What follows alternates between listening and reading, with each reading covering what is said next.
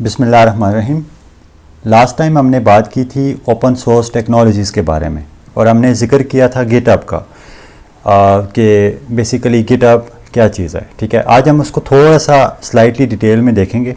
ठीक है, GitHub basically based है आपके पास गिट के ऊपर, और गिट बेसिकली एक वर्जन कंट्रोल सिस्टम है। वर्जन कंट्रोल सिस्टम एक ऐसा सिस्टम होता है जो कि आपको इनेबल करता है कि आप उसके एक ही किसी भी चीज़ की थ्रू आउट द टाइम आप चेंजेस को ट्रैक कर सको। कि फॉर एग्जांपल आपने लेट से आप एक वेब एप्लीकेशन बना रहे हो, तो उसके अंदर आपने लेट से एक फ़ीचर ऐड किया, फिर दूसरा फ़ीचर ऐड किया, फिर तीसरा फ़ीचर ऐड किया। ठीक है, तो अब जो तीसरा फ़ीचर जब आपने ऐड किया ना, तो उसमें आपने कुछ ना कुछ गड़बड़ कर दी। ठीक है, तो अब होगा क्या कि आपके पास आप इजीली पिछले जो आपके पास आपने चेंज को सेव किया था ना, तो वहाँ पे आप इजीली उसको अनडू कर सकते हैं। ये इसका सबसे बड़ा बेनिफिट है। ठीक है, गिटहब आपके पास उसकी गिट बेस्ड एक सर्विस है जो कि आपको हेल्प आउट करती है कोलैबोरेट करने में। मिसाल के तौर पे आपके पास एक बंदा अगर एक प्रोजेक्ट पे काम कर रहा है ना, तो उसको तो कोई ज़रूरत नहीं है गिटहब की। ठीक है,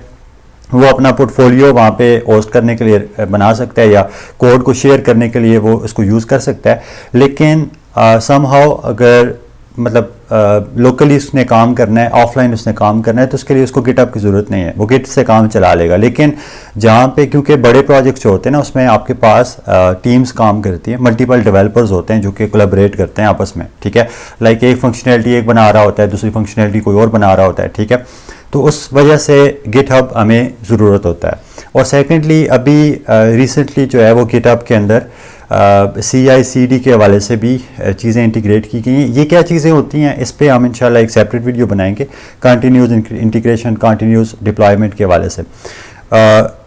लेकिन उसमें ये फ़ायदा होता है ना कि आप ऑटोमेटिकली, जिस तरह कुछ मॉडल्स होते हैं ना आपके सॉफ्टवेयर इंजीनियरिंग के अंदर, एजाइल और स्क्रम और इस तरह की चीज़ें, कि जिसमें आप जो है जैसे जैसे चीज़ों को बनाते जा रहे होते हैं, उसी तरह से साथ साथ में आप क्लाइंट को डिलीवर करते जा रहे होते हैं। ठीक है, तो गिटहब जो है वो इस पार्टिकुलर चीज़ में भी आपको हेल्प आउट कर रहा होता है। ठीक है जी, तो हम आज इसका छोटा सा ट्यूटोरियल देख लेते हैं कि भाई कैसे ये काम करता है और किस तरह से हम लोग इसको यूज़ कर सकते हैं। ठीक है जी, तो सबसे पहले आपने करना क्या है कि आपने अपने कंप्यूटर के अंदर गिट को इंस्टॉल करना है। ठीक है, सो फॉर एग्जांपल आप गूगल पे जाएं और आप जाके लिखें गिट। ठीक है जी, तो आपको यहाँ पे इसके डाउनलोड सेक्शन में ये लिंक मिल जाएगा, तो यहाँ से आप सिंपल उसको डाउनलोड करके इंस्टॉल कर सकते हैं। ठीक है जी, जब आप इसको इंस्टॉल कर लेंगे उसके बाद आपने सिंपल ये करना है काम कि आपने कोई भी फोल्डर बनाना है। ठीक है, जिस फोल्डर के अंदर आप जो है वो अपनी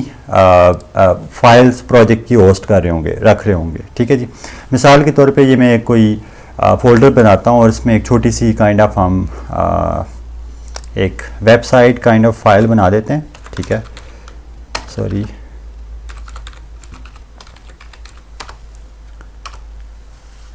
और इसको मैं ओपन कर लेता हूँ मिसाल के तौर पे सबलाइम से फॉर एग्जांपल, और यहाँ पे मैं कुछ भी लिख देता हूँ and let's say just let me से हेलो वर्ल्ड, एंड इसको हम सेव कर लेते हैं। ठीक हो गया जी, तो अब ये मैंने फ़ाइल बनाई और इसको मैंने सेव कर दिया सिंपल। तो आपकी इसकी जगह पे कोई वेबसाइट हो सकती है, कोई और प्रोजेक्ट हो सकता है जिसके ऊपर आप काम कर रहे हैं। ठीक है जी, उसके बाद आपने करना क्या है, यहाँ पे राइट क्लिक करना है और यहाँ पे एक ऑप्शन आपको ऑटोमेटिकली आ जाएगा। जब तक आपका गिट इंस्टॉल नहीं होगा तब तक ये ऑप्शन नहीं आएंगे कि गिट बैश हियर, राइट। तो इस पर मैंने क्लिक किया तो यहाँ पे मेरे पास इस फोल्डर के अंदर मेरे गिट का टर्मिनल ओपन हो गया। ठीक है, तो पहली कमांड जो मैं यहाँ पे लिखूंगा वो है गिट इनिट की कमांड। ठीक है, इससे क्या होगा कि एक एम्प्टी रिपोजिटरी जो है वो इनिशियलाइज हो जाएगी मेरे पास लोकली, जो कि मेरी सारी की सारी चेंजेस को अपने पास स्टोर कर रही होगी।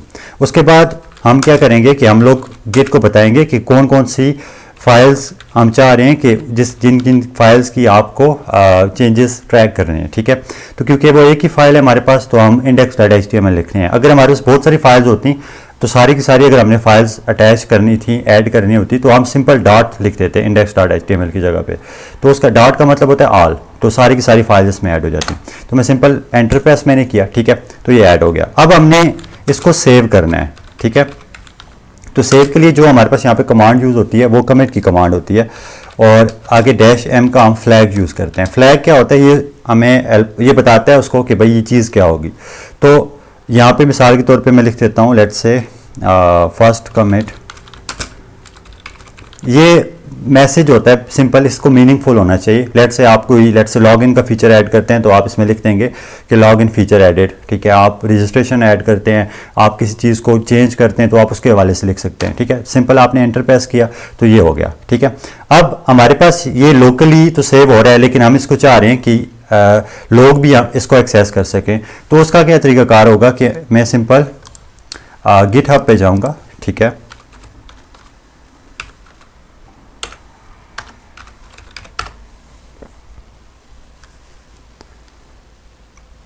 और यहाँ पे आपके पास अगर आपका अकाउंट क्रिएट नहीं हुआ होगा तो साइन अप पे क्लिक करके क्रिएट कर लें, ठीक है। मेरा ऑलरेडी अकाउंट है तो मैं सिंपल इससे लॉगिन हो जाता हूँ, ठीक है जी। तो लॉगिन होने के बाद मैं यहाँ पे न्यू पे मैंने क्लिक किया, ठीक है। और मैं एक रिपोजिटरी बनाता हूँ। Repository is a kind of folder जो कि आपके पास लाइक इंटरनेट के ऊपर होगा और वहाँ पे मैं अपनी फाइल्स को होस्ट कर रहूँगा, ठीक है। तो यहाँ पे सिंपल मैं इसको नाम दे देता हूँ let's say GitHub let's say 1 कर देता हूँ, ठीक है।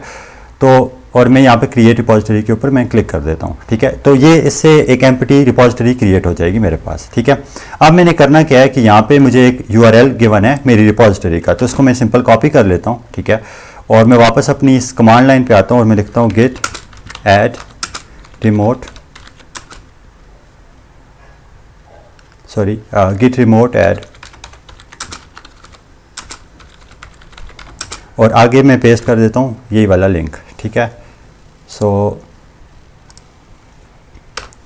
इस कमांड का बेसिकली मतलब ये है कि हम गिट को बता रहे हैं कि हमारे पास एक रिमोट रिपोजिटरी है और उसका ये लिंक है, ठीक है। तो जब हमने चेंजेस को पुश करना है, यानी कि हमने अपना कोड को अपलोड करना है, तो आपने इस पार्टिकुलर लिंक के ऊपर आपने अपलोड करना है, ठीक है। सो नेक्स्ट कमांड हमारे पास है git push origin and main, ठीक है। मेन इसमें ब्रांच होती है। बेसिकली ब्रांच का कंसेप्ट ऐसे ही है कि जिस तरह से आपके पास एक प्लांट होता है ना, तो उसकी बहुत सारी ब्रांचेस होती हैं। तो फूड आपके पास ब्रांचेस में बनता है लीव्स के ज़रिए और फोटोसिंथेसिस के ज़रिए, और वो बेसिकली मेन ब्रांच में आके इकट्ठा हो रहा होता है, ठीक है। सेम कंसेप्ट यहाँ पे भी हो रहा होता है कि डिफरेंट डेवलपर्स होते हैं, तो वो हर एक अपनी अपनी ब्रांच के ऊपर काम कर रहा होता है और एट दी एंड उन सारी ब्रांचेस को मर्ज कर दिया जाता है, इकट्ठा कर दिया जाता है और आपका प्रोजेक्ट जो है वो रेडी हो जाता है। तो ये मैंने पुश कर दिया। तो अगर आप इस गिटहब पे मैं जाके इसको मैं रिफ्रेश करता हूँ तो आप देखेंगे कि यहाँ पे वही कोड जो है ना वो आपको अवेलेबल होगा। यस, सो ये index.html फाइल जो मैंने लोकली बनाई थी, तो ये अभी यहाँ पे इसमें ये अवेलेबल है, ठीक हो गया। इसी तरह से मैं फर्दर लेट से चेंजेस करके मैं फिर इसको सिंपल अपलोड करता रहूँगा। और ये मेरे पास मेरी इस रिपोजिटरी का लिंक है, ठीक है। तो ये मैंने अगर किसी फ्रेंड के साथ में शेयर करना है तो सिंपल मैं ये लिंक शेयर कर दूंगा, तो मेरा जो है वो अगला बंदा आके इस रिपोजिटरी पे मेरा जो सोर्स कोड है ना वो ये डाउनलोड कर सकेगा, सिंपल इस डाउनलोड से पे क्लिक करते हुए, ठीक हो गया।